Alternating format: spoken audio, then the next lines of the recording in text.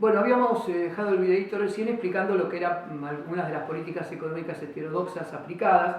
Es así que hablamos de un incremento en el consumo gracias a esas políticas heterodoxas, que también por la motivación que daba algunas medidas habían aumentado las exportaciones. Y habíamos hablado de política de desendeudamiento, una reestructuración de la deuda que se hizo, y dijimos que se había hecho una parte en el 2005 y otra parte en el 2010. Y también habíamos concluido con lo que la tasa de interés era más baja y que eso motivaba la actividad productiva más que la actividad especulativa. Pero quería centrarme un cachitito en el tema de la reestructuración de la deuda. Esa reestructuración de la deuda fue muy importante porque esa reestructuración se dio con lo que se conoce como deuda sustentable, es decir, que puede pagarse, se puede sustentar en el tiempo con el propio desarrollo económico, con el propio crecimiento que tiene la economía. Esa reestructuración fue bastante importante, bastante interesante. Entre las dos reestructuraciones, la de 2005 y 2010, el 93% de los acreedores la aceptaron y entraron. El resto es lo que después fuimos conociendo como fondos buitres, y que se quedaron o holdouts, que se quedaron para después litigar porque querían no entrar en la reestructuración, sino tener una parte mayor y que les paguen mucho más. Les voy a dar dos números de la deuda. ¿Y por qué decimos que fue una deuda que es sustentable? Primero porque bajó mucho el peso de la deuda en moneda extranjera. Ustedes tienen el gráfico 5 y el gráfico 4 que les aclara muy bien esto. Y siempre les voy a ir diciendo los gráficos que estoy usando para que ustedes también los usen. Y voy a insistir en esto. Fíjense, en el año 2004, el 87,5% de la deuda estaba en moneda extranjera. Y en el 2015, tan solo el 13%. Si el problema nuestro es conseguir divisas, bajar la deuda en moneda extranjera implica que necesitamos conseguir menos divisas para poder pagarla. Y hay otro dato importante acá, entre otros que hay. La deuda intrasector público. ¿Qué quiere decir intrasector público? Son bonos de la deuda, títulos públicos que saca el Estado Nacional, pero que se los compran otros actores estatales. Por ejemplo, el Banco Nación, por ejemplo, el Banco Central, por ejemplo, el ANSES, que compra títulos públicos como inversión. En el 2004 era solo el 0,2% la deuda intrasector público. Y en el 2015 es casi el 11%. Sí, pero es deuda, me van a decir ustedes. Sí, pero no es lo mismo, porque es intraestatal. Es decir, esa deuda no va a ser exigida en los tribunales internacionales, está en pesos y en dólares también. Entonces, no va a ser exigida. ¿Por qué? Porque es el propio sector público que se debe a sí mismo. Entonces, ahí siempre las posibilidades son 100% de arreglar en los vencimientos si es que uno no tiene como para pagar. Entonces, ojo, es muy importante haber hecho estos cambios. Por eso decimos que es sustentable. Y otra de las medidas que es importante y que les quiero comentar es cuánto representaba la deuda respecto al Producto Bruto Interno, es decir, a toda la riqueza generada en un año por todos nosotros, adentro del país. Por todas las empresas, por todos los trabajadores, por todos, se llama PBI. Bueno, ese PBI, ¿cuánto representaba la deuda sobre esa riqueza creada por todos nosotros? En el 2003 era el 125%. Es decir, si había que pagar la deuda en ese momento era un PBI, o sea, todo lo que habíamos creado de valor, más un cuarto más. Impresionante el número, ¿no? Y la deuda en moneda extranjera respecto al PBI era el 110% de ese 125%. O sea, altísima. ¿Qué pasa en el 2015? La deuda total pública respecto al PBI pasa al 35%. Es decir, baja un montón. Y la deuda en moneda extranjera respecto al PBI pasa al 23%. También baja un montón. Por eso decimos que es sustentable lo de la deuda. Entonces, hagamos esta estamos hablando de por qué creció la economía. Todo esto viene en el marco de por qué creció la economía, que algunos decían que era solo por el viento de cola, pero todas estas medidas que se hicieron que aumentara todo el PBI. Porque el PBI, ¿qué es? En definitiva, es la suma del consumo, más la inversión, más el sector público, o sea, el resultado del sector público, lo que el sector público recibe y lo que el sector público da, o sea, lo que ingresa y lo que sale, y el resultado del sector externo, el ingreso de divisas y el egreso de divisas, o sea, lo que nosotros conocimos, recuerdan como X menos M, que lo vimos en la restricción externa, en la cuenta corriente de la balanza de pago, bueno, es eso. Entonces, si creció el consumo, que es uno de los componentes, si creció la inversión, que es otro de los componentes, si creció el superávit fiscal, ¿por qué? El Estado tenía superávit fiscal, no es como los últimos años y los últimos 2 o 3 años de Cristina Fernández que tenía déficit. No, tenía superávit, o sea, le ingresaba más que lo que gastaba el Estado. Y además, crecieron las exportaciones. Todo eso sumó, impulsó el crecimiento del Producto Obrero Interno a esas tasas tan altas que estaba explicando hace un ratito. Esto está muy claro en el gráfico 2. ¿Sí? Si van al gráfico 2 se encuentran esto. Les cuento, hubo superávit gemelos. ¿Qué son los superávit gemelos? Es superávit fiscal, o sea, superávit el Estado, ya dije antes, el ingreso era mayor que el gasto, y superávit en el comercio exterior, o sea, ingresaban más divisas que las que egresaban. Entonces, como el Estado no puede tener ganancias, ¿qué hacía con ese excedente? Compraba las divisas que sobraban del sector externo. ¿Y qué hacía? Robustecía las reservas internacionales. Cuanto más fuertes son las reservas internacionales de un país, más fuerte es ese país y más difícil es impulsar políticas externas contra él haciéndole corridas contra el dólar, por ejemplo, porque tiene con qué responder. De hecho ha pasado que le han hecho alguna que otra corrida contra el dólar y el Estado ha respondido con solvencia y no pudieron moverlo, digamos. Ahora, hasta acá estamos hablando de todo lo que es crecimiento y dijimos que había crecido mucho. Ahora, ¿cómo se replicó eso? Era uno de los objetivos del crecimiento.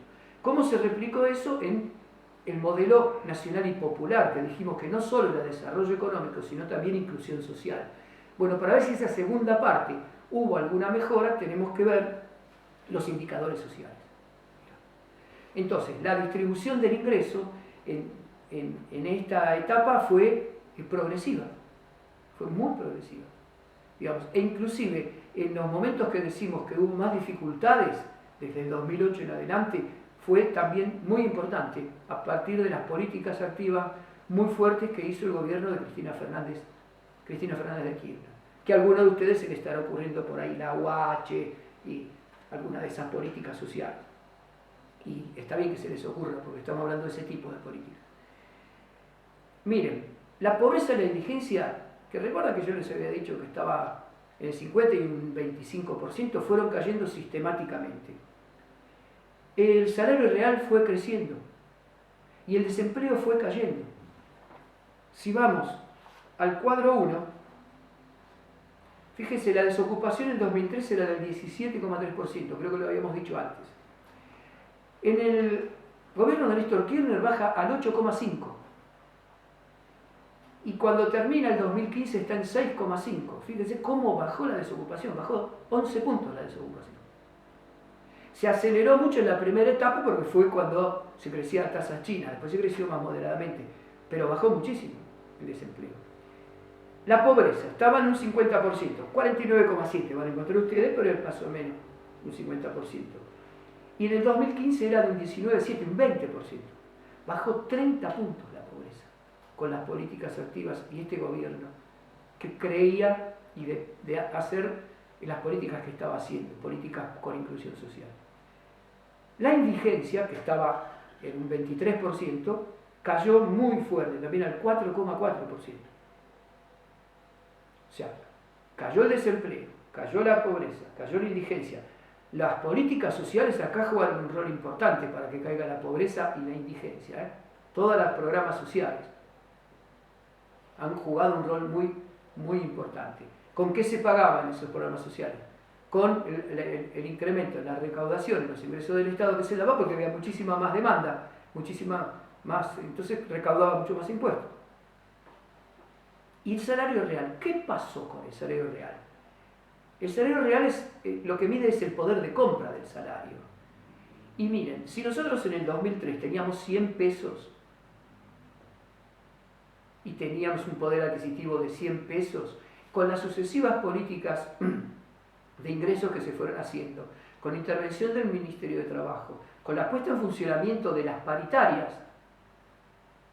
con la puesta en funcionamiento plenamente de los convenios colectivos de trabajo, inclusive cambiando, mejorando o haciéndole algunas modificaciones, algunos de ellos, en la etapa de Néstor Kirchner, en el 2007, el de 100 había crecido a 134.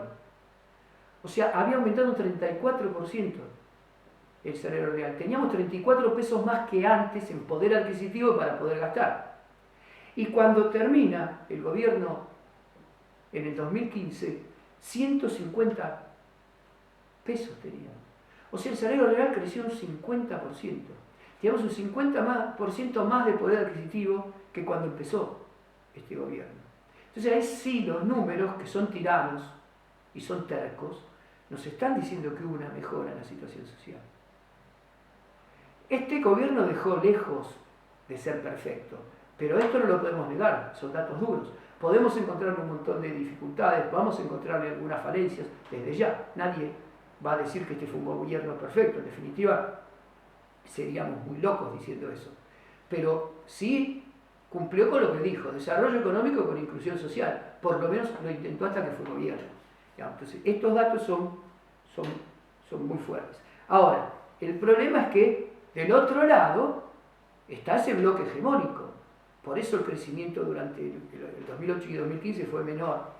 En un momento se llega a un techo en la distribución del ingreso, por lo menos se nota ese techo en la distribución del ingreso entre los asalariados y los no asalariados. La distribución entre el capital y el trabajo llega a un techo. Miren, les voy a decir qué pedazo de torta se comían los trabajadores en cada momento. Si tomamos el año 2003, los trabajadores se comían 24,6% del PBI. Es decir, agarramos una torta, la cortamos en 4 y se comían una parte de eso. Va creciendo muy fuerte durante el gobierno de Néstor Kirchner y llega al 36% en el 2008, que es cuando asume Cristina. ¿Y saben con cuánto termina en el 2015? Con 39%. Es decir, si antes nos comíamos un cuarto de la torta, hasta ahora nos estamos comiendo el 40% de la torta.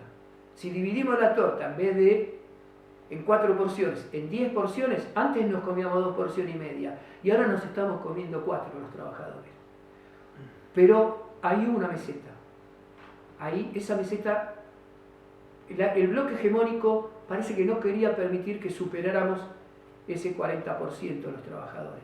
Ese famoso 50-50 del que hablaba Cristina hablando y diciéndolo en inglés, no se logró. Por más políticas que se hicieron. Por lo menos hasta el 2015 no se logró. Se intentó, pero no se logró. ¿Por qué? Porque del otro lado de la torta está el bloque hegemónico, que quiere comerse la parte más grande siempre. Y no nos cede más que este 40% con esta estructura económica. Entonces hay un límite que se llega en la distribución del ingreso.